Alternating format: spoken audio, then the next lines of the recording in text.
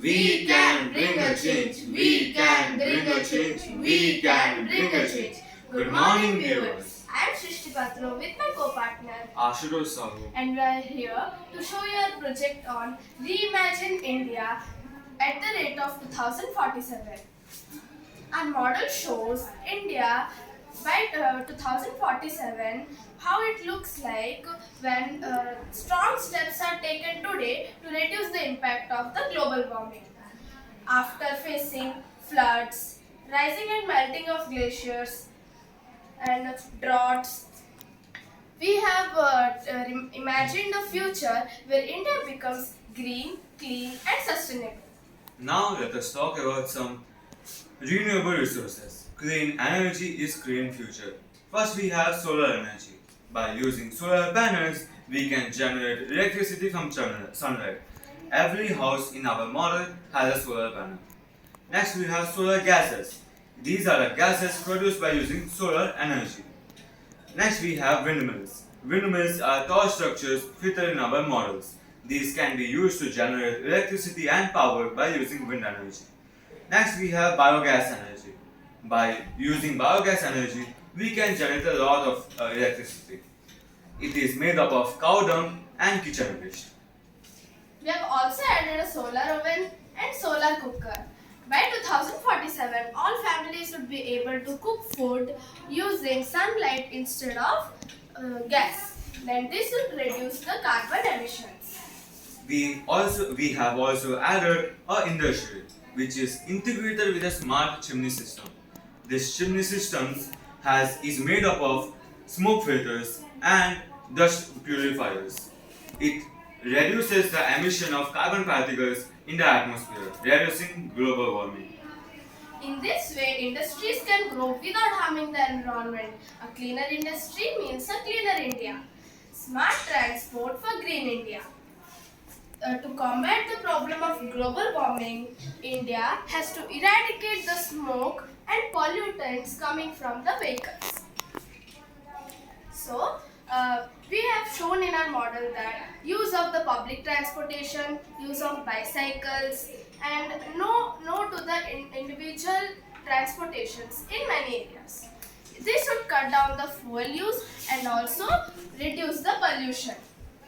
In our model, we have changed the roads completely. We have made cycle paths and EV transportation and EV public transportation. So now the